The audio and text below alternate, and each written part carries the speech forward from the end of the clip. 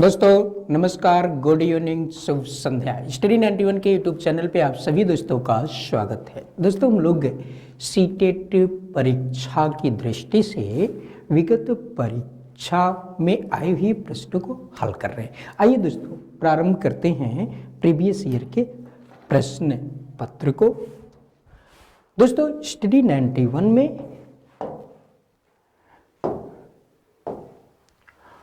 हिंदी का बैच मात्र और मात्र 999 रुपये में, यूपी टेट 999 रुपये में, super TET 1799, RO ARO 499, SSC GD 699 और वीडियो मॉक टेस्ट मात्र 249 रुपये में आप इनमें से किसी भी परीक्षा का बैच दोस्तों आप प्राप्त कर सकते हैं।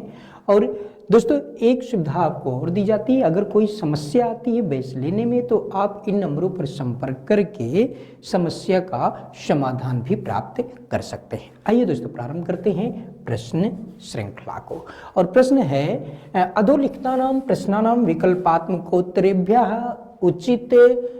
उचिततमम् उत्तरम चित्वा लिखत। नीचे लिखे गए प्रश्नों के विकल्पात्मक उत्तरों में से उचिततम उत्तर को चुन करके लिखो।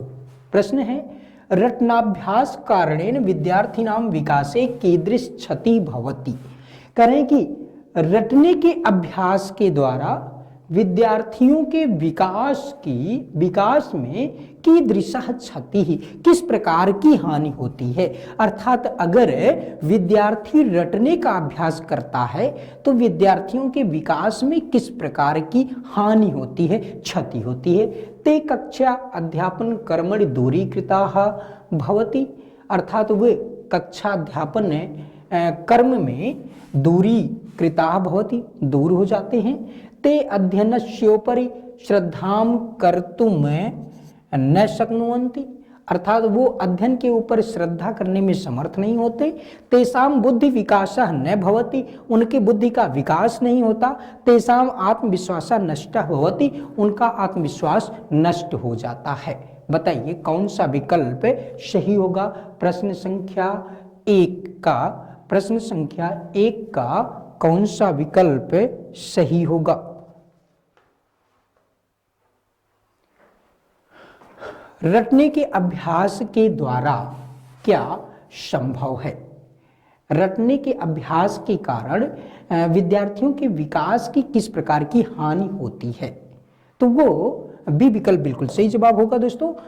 ते अध्ययनस्योपरि, अध्ययन के ऊपर श्रद्धां कर्तुम न शक्नुवन्ति, श्रद्धा करने में समर्थ है नहीं होते, यानी कि पूर्णतया वह अध्ययन कार्य नहीं कर पाते। अगला प्रश्न दोस्तों, भाषा शिक्षणे आगमनात्मक पद्धतैः एषः लाभः अस्ति। भाषा शिक्षण में आगमनात्मक पद्धति के द्वारा यह लाभ है। कक्षायां याम अनुशासनम रक्षितं भवति, विद्यार्थिनः अल्पे एव समये अधिकं पठितुं शक्नुवन्ति। विद्यार्थी भी गृह कार्यं कारणस्य आवश्यकता नास्ति और विद्यार्थी रटनाभ्यासस्य अभावः भवति। प्रश्न संख्या 2 का कौन सा विकल्प सही होगा दोस्तों। आगमनात्मक पद्धति से क्या लाभ है, क्या लाभ है। तो आगमनात्मक पद्धति दोस्तों, आगमन पद्धति अगर देखें तो विशेष से सामान्य की तरफ चलती है। किसकी तरफ, विशेष से सामान्य की तरफ। कौन सा प्रश्न सही होगा दोस्तों, तो प्रश्न संख्या 2 का विकल्प डी सही उत्तर होगा। विकल्प डी, विद्यार्थियों में रटने के अभ्यास का अभाव होता है। भाषा तावत एतस्य अभिव्यक्तेः स्वाभिप्राय प्रकटनाय उत्तमं माध्यमम् अस्ति।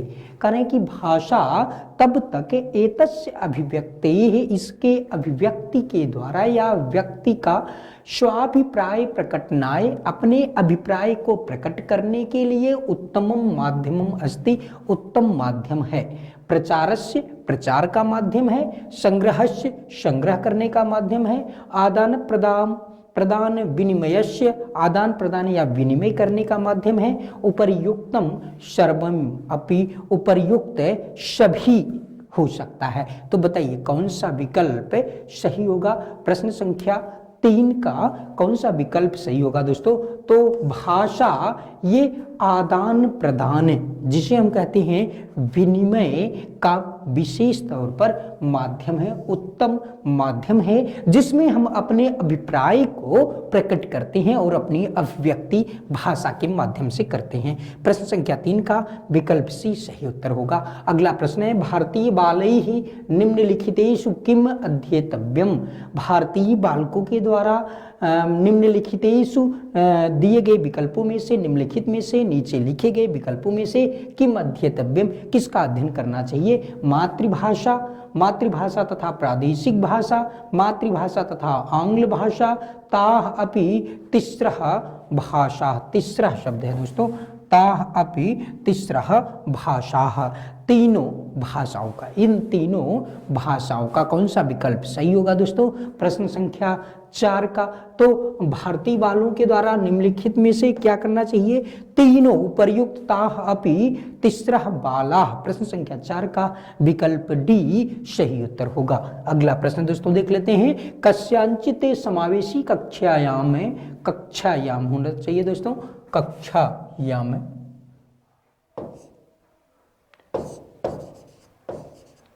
कक्षायाम भाषा शिक्षण संदर्भे एका समस्या। करें किसी समावेशी कक्षा में भाषा शिक्षण के संदर्भ में एक समस्या है। विकल्प ए विद्यार्थिनां योग्यता विषयक विषमता, विद्यार्थिनां आसक्तौ असमानता, समुचित भाषाधिगम परिवेश विकासस्य असामर्थ्यम और समुचित भाषा अध्ययन सामग्र्याः अभावः। कौन सा विकल्प सही होगा दोस्तों? प्रश्न संख्या 5 का कौन सा विकल्प सही होगा दोस्तों? तो प्रश्न संख्या 5 का समावेशी कक्षा में भाषा शिक्षण संदर्भ में समस्या क्या होती है दोस्तों? कहते हैं समुचित भाषा अधिगम परिवेश विकासस्य असामर्थ्यम, प्रश्न संख्या 5 का विकल्प सी सही उत्तर होगा। अगला प्रश्न दोस्तों देख लेते हैं, मातृभाषा शिक्षणस्य ज्ञानोद्देश्येषु निम्नलिखितेषु किम नास्ति? करें मातृभाषा शिक्षण के ज्ञान उद्देश्यों में से निम्नलिखितेषु, निम्नलिखित विकल्पों में किम नास्ति कौन सा नहीं है? उच्चारणस्य ज्ञानार्जनम, भाषायाम विभिन्न प्रकाराणाम लेखनानां विषयक ज्ञानार्जनम, भाषा तत्वानां पर्याप्त ज्ञानम, विषय वस्तुनः ज्ञानार्जनम। प्रश्न संख्या 6 का कौन सा विकल्प सही होगा दोस्तों? तो उच्चारणस्य ज्ञानार्जनम, उच्चारण के ज्ञान का अर्जन ग्रहण करना, यह मातृभाषा शिक्षण के ज्ञान के उद्देश्यों में नहीं आता। प्रश्न संख्या 6 का विकल्प ए सही उत्तर होगा। अगला प्रश्न है दोस्तों, निम्नलिखितेषु का वा शिक्षण पद्धति अस्ति? नीचे दिए गए विकल्पों में से कौन सा शिक्षण पद्धति है? चयन पद्धति, रुचि पद्धति, प्रेरणा पद्धति, सर्वाः अपि पद्धतयः। प्रश्न संख्या 7 का कौन सा विकल्प सही होगा दोस्तों? तो कौन से शिक्षण पद्धति है? सर्वाः अपि पद्धतियां, ये सभी पद्धतियां शिक्षण पद्धति के अंतर्गत आती हैं। प्रश्न संख्या 7 का विकल्प डी सही उत्तर है, 7 का डी। दोस्तों स्टडी 91 में अपनी हिंदी पुस्तक है जिसे नितिन सर ने स्वयं लिखा है, तो नितिन सर द्वारा लिखित अपनी हिंदी नामक पुस्तक मात्र 249 रुपये में आप प्राप्त कर सकते हैं। और दोस्तों इसमें विगत परीक्षा में पूछे गए प्रश्न, आने वाले प्रश्न, यानी कि एक आप प्रकार भी देख सकते हैं कि परीक्षा में किस प्रकार के प्रश्न पूछे जा रहे हैं। और दूसरी चीज आपको दोस्तों महत्वपूर्ण तथ्यों का संकलन है। तो इस दृष्टि से प्रतियोगी परीक्षा, हिंदी से संबंधित प्रतियोगी परीक्षा के लिए यह पुस्तक महत्वपूर्ण है। वीडियो के लिए मात्र 199, पेड कॉम्बो के लिए बुक 350 रुपये का, पेड बुक 300, आरओ की बुक 175 और लेखपाल कॉम्बो मात्र 300 रुपये में आप बुक प्राप्त कर सकते हैं फ्री डिलीवरी के माध्यम से ऑर्डर करके। अगला प्रश्न है दोस्तों, भाषा शिक्षण दृश्य श्रव्य सामग्री एतदर्थम उपयुक्ता भवति? करें कि भाषा शिक्षण में दृश्य श्रव्य सामग्री इस अर्थ में उपयुक्त होती है, शुद्ध उच्चारणार्थम, शुद्ध लेखनार्थम, शुद्ध पठनार्थम, उपर्युक्तेषु न किंचित। प्रश्न संख्या 8 कौन सा विकल्प सही होगा दोस्तों?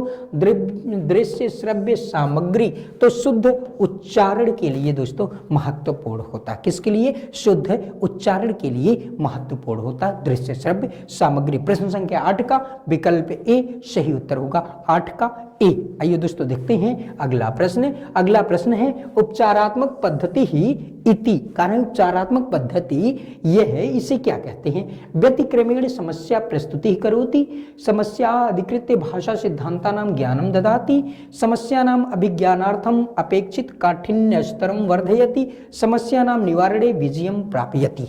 बताइए कौन सा विकल्प सही होगा दोस्तों? प्रश्न संख्या 9 का उपचारात्मक पद्धति किसे कहते हैं दोस्तों? तो व्यतिक्रमेण समस्या प्रस्तुति ही करोति। क्या करते हैं? व्यतिक्रमेण समस्या प्रस्तुति ही करोति, व्यतिक्रम के द्वारा समस्या को प्रस्तुत करती हैं। क्या करती हैं? समस्या को प्रस्तुत करती है। प्रश्न संख्या 9 का विकल्प ए सही उत्तर होगा, प्रश्न संख्या 9 का ए। आइए दोस्तों देखते हैं अगला प्रश्न। अगला प्रश्न है भाषा शिक्षणे बलहीन विद्यार्थिनां कृते अत्यंतम उपयुक्ता पद्धति ही का। कारण भाषा शिक्षण में बलहीन शारीरिक रूप से हीन विद्यार्थियों के लिए अत्यंत उपयुक्त पद्धति कौन सी है? व्यक्तिगत शिक्षणम, समूह शिक्षणम, युग्म शिक्षणम, उपर्युक्तम, सर्वमपि। प्रश्न संख्या 10 का कौन सा विकल्प सही होगा दोस्तों?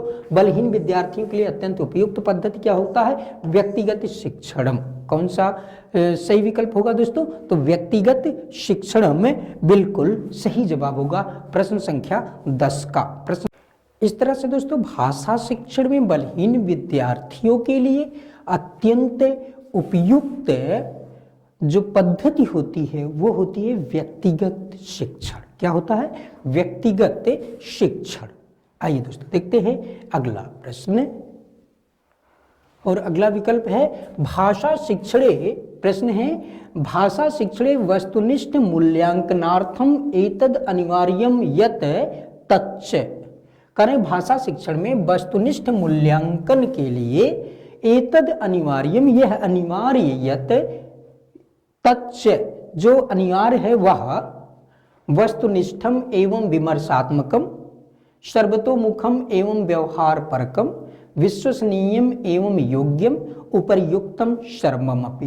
दोस्तों वस्तुनिष्ठ मूल्यांकन के लिए कौन सा विकल्प सही होगा? प्रश्न संख्या 11 का कौन सा विकल्प सही होगा दोस्तों? तो प्रश्न संख्या 11 का विकल्प अगर देखें वस्तुनिष्ठ मूल्यांकन के लिए तो उपर्युक्तम सर्वमपि, उपर्युक्त सभी विकल्प सही हैं, यानी कि वस्तुनिष्ठ एवं विमर्शात्मक, सर्वतोमुखम एवं व्यवहार परकम, विश्वसनीयम एवं योग्यम, उपर्युक्तम सर्वम अपि। विकल्प डी प्रश्न संख्या 11 का बिल्कुल सही जवाब होगा, बिल्कुल सही जवाब होगा प्रश्न संख्या 11 का। अगला प्रश्न देख लेते हैं दोस्तों। अगला प्रश्न है निम्नलिखितेषु किम भाषा शिक्षणस्य उद्देश्यम नास्ति। निम्नलिखित में से क्या भाषा शिक्षण का उद्देश्य नहीं है? लेखन दक्षता, सृजनात्मकता, विचाराणाम अभिव्यक्ति ही, भाषायाः अधिगमः। दोस्तों सृजनात्मकता और विचाराणाम अभिव्यक्ति ही तथा भाषा अधिगम ये भाषा शिक्षण के उद्देश्य हैं, भाषा शिक्षण के उद्देश्य हैं, लेकिन लेखन दक्षता ये भाषा शिक्षण का उद्देश्य नहीं है। तो नोट करिए दोस्तों, सृजनात्मकता, विचारों की अभिव्यक्ति और भाषा का अधिगम ये भाषा शिक्षण के उद्देश्य के अंतर्गत आते हैं, लेकिन लेखन दक्षता ये कौशल के अंतर्गत आता है। किसके अंतर्गत? लेखन कौशल के अंतर्गत आता है। तो इस तरह से प्रश्न संख्या 12 का विकल्प ए सही उत्तर होगा। अगला प्रश्न दोस्तों देख लेते हैं। अगला प्रश्न है भाषा कौशल संदर्भे किम व कथनम सत्यम नास्ति। भाषा कौशल संदर्भ में कौन सा कथन सत्य नहीं है? भाषा कौशल विकासार्थम व्यवहारापेक्षया होना चाहिए था दोस्तों। भाषा सिद्धांता प्रधाना बाला श्रवण भाषण पठन लेखन क्रमेणैव भाषाम अधीयन्ते और पाठशालासु पठन लेखन कौशल्यो कृते बलम देयम उपर्युक्तानि सर्वाण्यपि कौशलानि परस्परम संबद्धानि। प्रश्न संख्या 13, बताइए कौन सा विकल्प सही होगा दोस्तों। कौन सा कथन सत्य नहीं है भाषा कौशल के संदर्भ में। तो भाषा कौशल के संदर्भ में दोस्तों बालाः श्रवण भाषण पठन लेखन क्रमेण के द्वारा ही या क्रम से ही भाषा में अधीयन्ते, भाषा का अध्ययन करते हैं। ये सही नहीं है, ये सही नहीं दोस्तों। भाषा कौशल के सोपान का क्रम तो होता है सुनना बोलना पढ़ना लिखना, लेकिन करें भाषा कौशल के संदर्भ में कौन सा कथन असत्य हो जाता तो बालक लोग इसी का प्रयोग करते हैं, यह असत्य हो जाता। क्या है? असत्य हो जाता है। अगला प्रश्न दोस्तों, बालाः ताम भाषाम बहुशीघ्रम शिक्षयन्ति। बालकगण उस भाषा को बहुत जल्दी सीख लेते हैं। यस्याः व्याकरणम, जिसका व्याकरण शह श न जानाति, वह पुल्लिंग या स्त्रीलिंग में बालक बालिका नहीं जानते हैं। कस्य वचनम इदम, यह किसका वचन है। ये परिभाषा किसका है कि बालक या बालिकाएं उस भाषा को अत्यधिक सीख लेते हैं जिसका व्याकरण सहसा, जिसके व्याकरण को वह न जानाती, वह नहीं जानते या जानती है। तो कौन सा विकल्प सही होगा? कस्य वचनम इदम, ये किसका वचन है। प्रश्न संख्या 14 का किसका वचन है दोस्तों? तो लॉर्ड मैकाले, लॉर्ड मैकाले का ये वचन है दोस्तों कि बालकगण उस भाषा को अत्यशीघ्र या कहें कि बहु जल्दी सीख लेते हैं जिसका व्याकरण वह नहीं जानते या जानती। कौन सा विकल्प सही होगा दोस्तों? तो लॉर्ड मैकाले, जीन पिगेट, महर्षि पतंजलि, लॉर्ड स्वीट इत्यस्य लॉर्ड मैकाले का ये कथन है। याद रखिए दोस्तों। आइए देखते हैं अगला प्रश्न। अगला प्रश्न दोस्तों, कक्षायाम में, कक्षायाम होना चाहिए दोस्तों, कक्षायाम होना चाहिए था, कक्षायाम।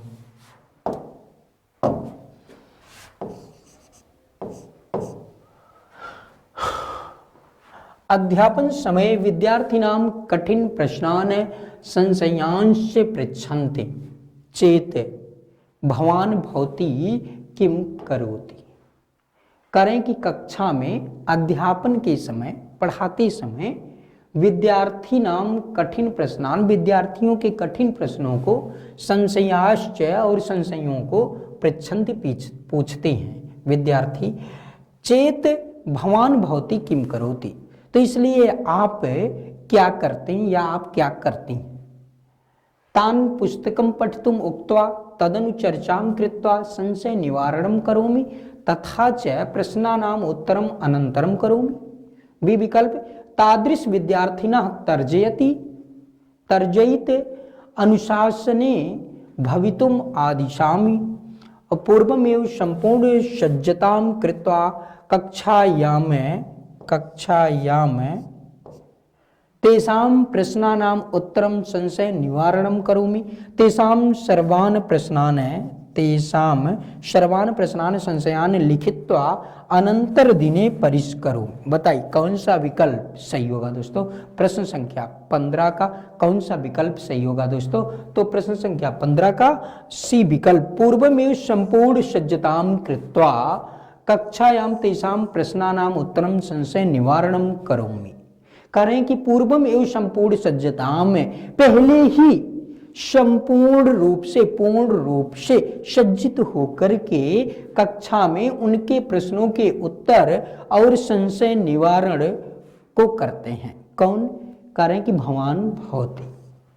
तो प्रश्न संख्या 15 का सी विकल्प सही उत्तर होगा।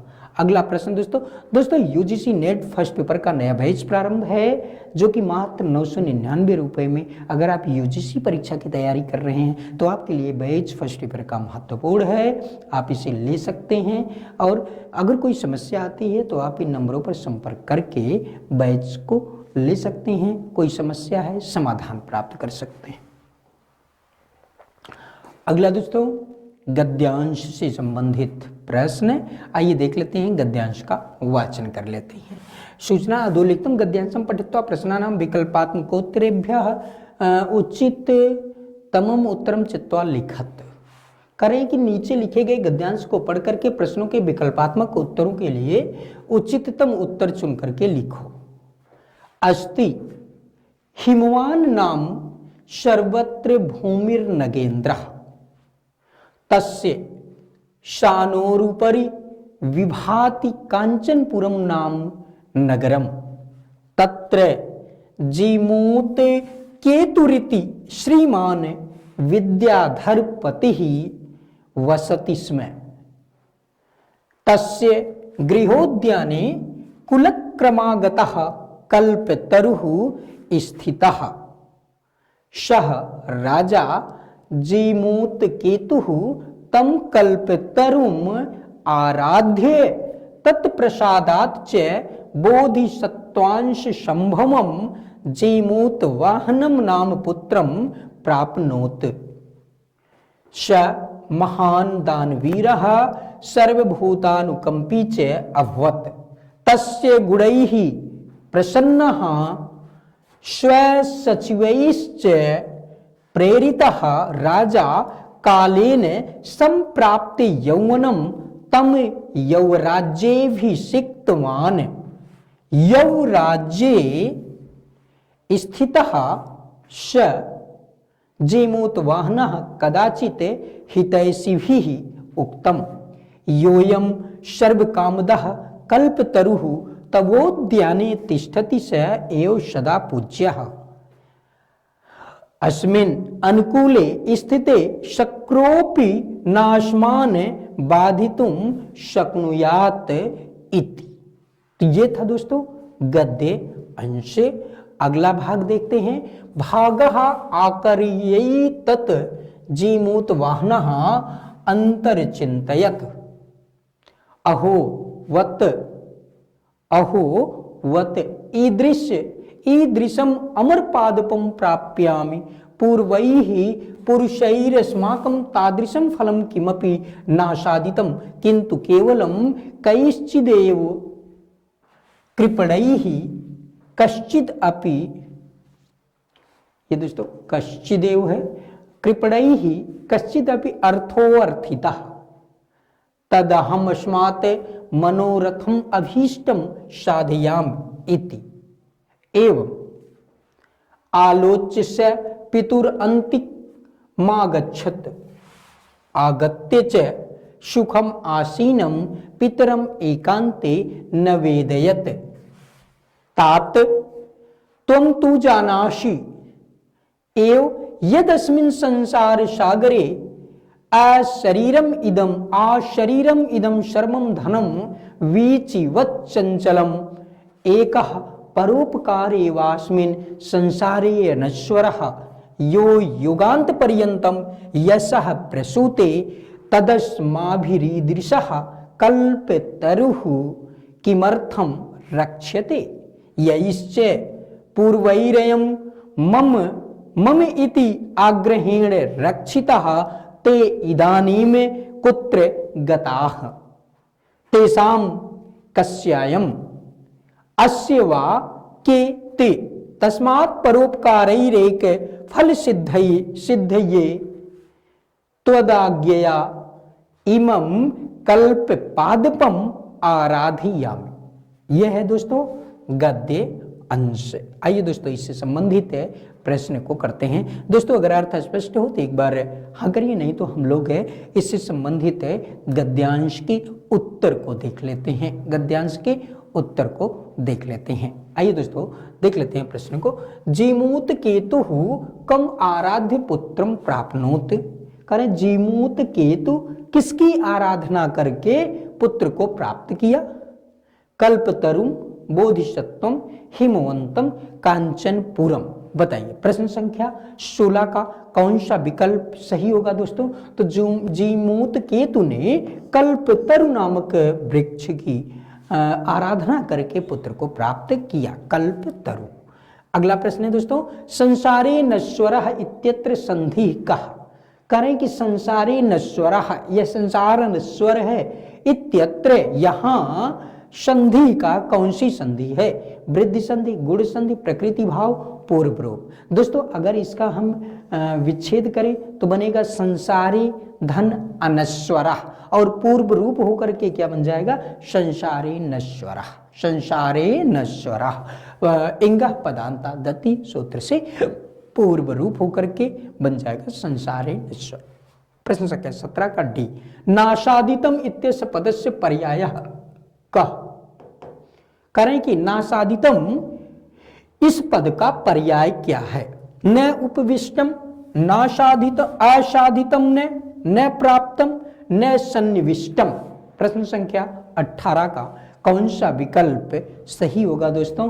तो नाशादितम इसका विकल्प कौन सा विकल्प, चारों विकल्पों में से कौन सा उत्तर सही होगा दोस्तों। तो नाशादितम, ना प्राप्तम, यानी कि प्राप्त नहीं किया, सी विकल्प बिल्कुल सही जवाब होगा। सर्व कामदः इति समस्त पदस्य विग्रहो भवति। सर्व कामदः इस समस्त पद का विग्रह होता है। सर्वम कामम दर्शयति, सर्वम कामम दधाति, सर्वम कामम दुनोति, सर्वम कामम ददाति। कौन सा विकल्प सही होगा दोस्तों। प्रश्न संख्या 19 का, प्रश्न संख्या 19 का कौन सा विकल्प सही होगा दोस्तों। सर्वम कामम ददाति इति सर्व कामदः, डी विकल्प बिल्कुल सही जवाब होगा। अगला प्रश्न दोस्तों देख लेते हैं। अगला प्रश्न है बोधिसत्वांश संभवः कः। बोधिसत्व के अंश से उत्पन्न हुआ है कौन।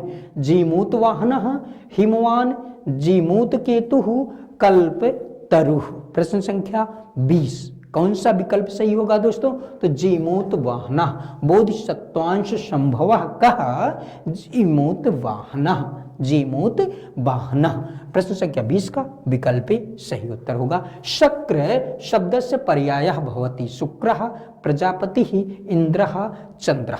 कौन सा विकल्प सही होगा दोस्तों। दोस्तों शक्र कहते हैं इंद्र को, किसको कहते हैं, इंद्र को कहते हैं। सी विकल्प बिल्कुल सही जवाब होगा प्रश्न संख्या 21 का। अगला प्रश्न दोस्तों, प्रसन्नः इति पदस्य विलोम पदम।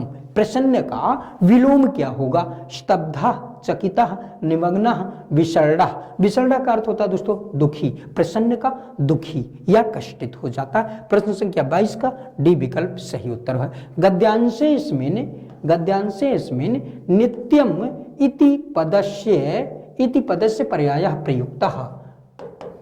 कह रहे हैं कि गद्यांश, इस गद्यांश में नित्यम इस पद का पर्याय प्रयुक्त है। हिमवान, स्थितः, अनश्वरः, सर्व कामदः। प्रश्न संख्या 23 का कौन सा विकल्प सही है दोस्तों। तो नित्यम अनश्वरः, अनश्वर, जो नश्वर ना हो वही क्या है, अनश्वर है, और उसी को कहते हैं नित्य। नश्वर जो होता है वह अनित्य हो गया, क्या हो गया, अनित्य। तो अनश्वर जो नश्वर नहीं है, जो नश्वर ना हो, अनश्वर, उसी को क्या कहते हैं, नित्य कहते हैं। क्या कहते हैं, नित्य। प्रश्न संख्या 23 का कौन सा विकल्प सही होगा दोस्तों। तो 23 का सी विकल्प बिल्कुल सही जवाब होगा, सी विकल्प है। अगला प्रश्न दोस्तों, सर्व कामदः कल्पतरुः कुत्र तिष्ठति। सर्व कामदः कल्पतरु कहाँ है। पूरे, उद्याने, नगरे, नगेंद्रे। प्रश्न संख्या 24 कौन सा विकल्प सही होगा दोस्तों। तो सर्व कामदः कल्पतरु उद्याने स्थितः या तिष्ठति, उद्यान में स्थित है या तिष्ठित है। दोस्तों हिंदी का इंडिविजुअल कंप्लीट कोर्स का बैच प्रारंभ है मात्र 999 रुपए में, नितिन सर द्वारा पढ़ाया गया। दोस्तों अगर आप हिंदी से संबंधित परीक्षा की तैयारी कर रहे हैं तो आप ये बैच ले सकते हैं, आपके लिए महत्वपूर्ण बैच होगा। अगला प्रश्न दोस्तों, अधोलिखितान् श्लोकान् पठित्वा प्रश्नानां विकल्पात्मकोत्तरेभ्यः उचिततमम् उत्तरं चित्वा लिखा। दोस्तों अभी तक हम लोग गद्यांश का अध्ययन कर रहे थे, उससे संबंधित प्रश्नों को देख रहे थे। अब देखते हैं पद्य अंश से संबंधित। पिता यच्छति पुत्राय बाल्ये विद्या धनम महत् पितास्य किम तपस्तेपे इत्युक्तिस्तत्कृतज्ञता। आचारः प्रथमो धर्मः इत्येतद् विदुषां वचः तस्मात् रक्षेत सदाचारं प्राणेभ्योऽपि विशेषतः। प्रियवाक्य प्रदानेन सर्वे तुष्यन्ति जन्तवः अतस्माद् तदैव वक्तव्यं वचने का दरिद्रता।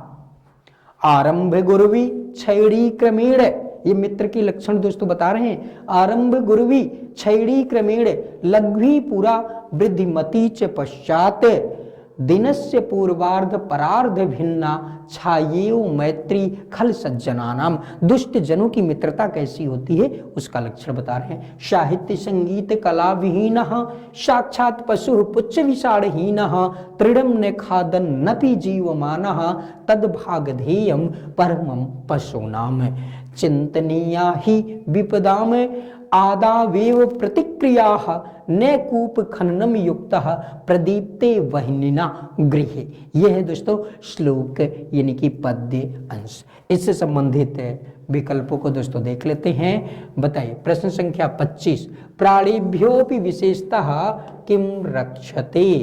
प्राणिभ्योपि प्राणों के लिए भी विशेष करके किसकी रक्षा की जाती है। धनम विद्याम धर्मम सदाचारम। प्रश्न संख्या 25 का कौन सा विकल्प सही होगा दोस्तों, तो सदाचारम। देख लेते हैं पद्य अंश में दोस्तों, पद्य अंश में देख लेते हैं। करें कि तस्मात् रक्षेत सदाचारम आचारः प्रथमो धर्मः।